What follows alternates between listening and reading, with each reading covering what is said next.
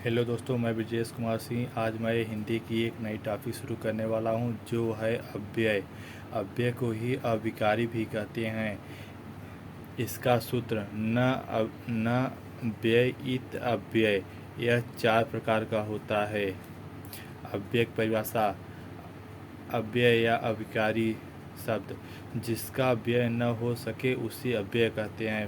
परिभाषा: ऐसे शब्द जिनके ऊपर लिंग, वचन, कारक, काल इत्यादि का कोई प्रभाव नहीं पड़ता है उसे अव्यय कहते हैं। यदि अव्यय शब्दों का लिंग, वचन, कारक, काल बदल दिया जाता है तो इनके ऊपर कोई प्रभाव नहीं पड़ता है।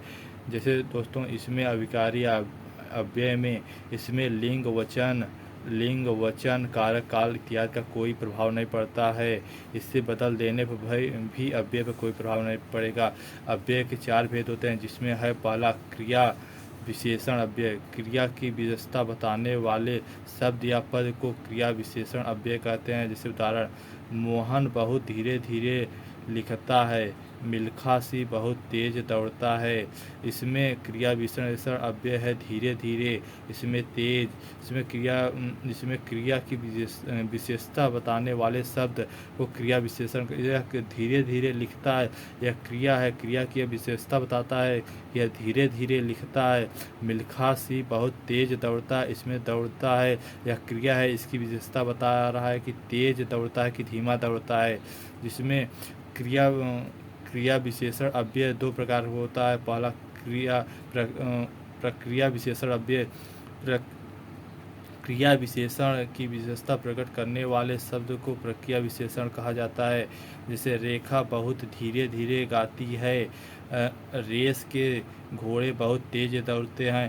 प्रक्रिया विशेषण अव्यय जो क्रिया की विशेषता बताए, फिर जो क्रिया की विशेषता बताए और उसकी भी विशेषता कोई और बताए तो उसे प्रक्रिया विशेषण अव्यय कहते हैं। जैसे क्रिया की विशेषण धीरे धीरे है और इसकी विशेषता है कि रेखा बहुत धीरे धीरे गाती है, रेस के घोड़े बहुत तेज दौड़ते हैं। इसमें क्रिया की विशेषता बता रहा है और फिर उसकी क्रिया विशेषण की भी विशेषता बता रहा है बहुत।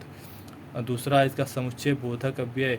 जिन अव्यय शब्दों से दो शब्द, 2 वाक्य, 2 उपवाक्य, पद, बंध या वाक्य जोड़े जाते हैं उन्हें समुच्चय बोधक अव्यय कहते हैं। जैसे और, तथा, किंतु, परंतु, लेकिन, अथवा, एवं, या, वह, तो।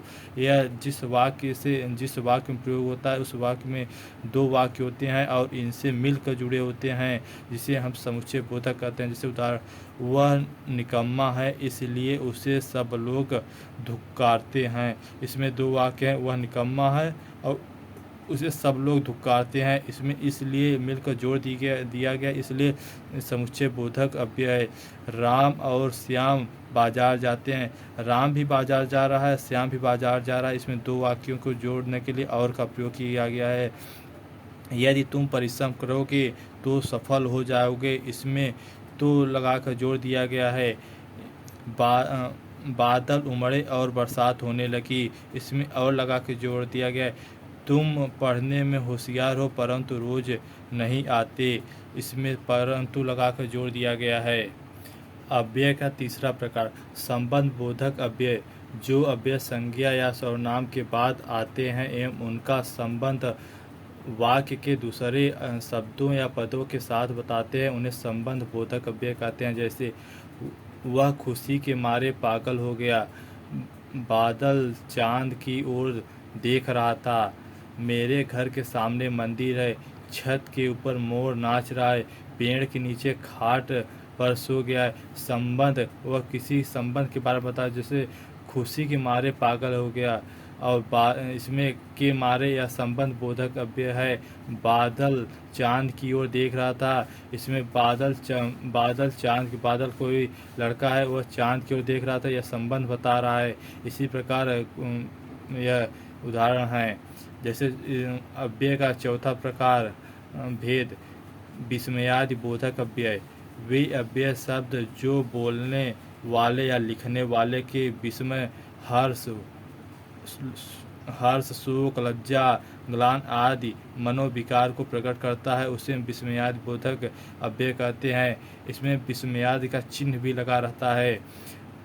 धन्य धन्य धन्य है वह एक लाल की माई, जिसने जना भरत सा भाई। इसमें विस्मय बोधक है, हर्ष, लोक, लज्जा, ग्लान, इसलिए यहाँ धन्य धन्य है वह एक लाल की माई, जिसने जना भरत सा भाई। अरे मित्र तुम इतने दिन कहाँ थे। इसमें अरे मित्र जिसमें विस्मयबोधक चिन्ह भी लगा है। वाह वाह, इतना सुंदर प्रस्तुति है मित्रों, मैं जानना चाहता हूँ। और एक इसमें और आता है निपात। निपात किसे कहते हैं? वे सहायक पद जो वाक्य के अर्थ में नवीन अर्थ अथवा चमत्कार उत्पन्न करते हैं, उन्हें निपात कहते हैं। निपात का शाब्दिक अर्थ समूह को बल प्रदान करता है। निपात वाक्य में तक या ही भी प्रयोग होता है। जैसे उदाहरण, मुझे कल लखनऊ तक जाना है।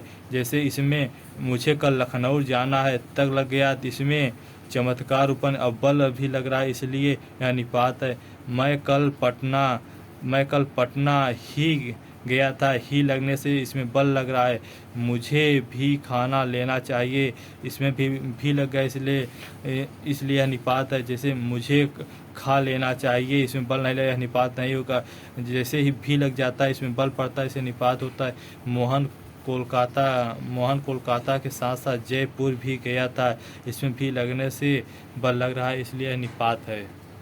और यह अव्यय पूरी कंप्लीट होती है चैप्टर।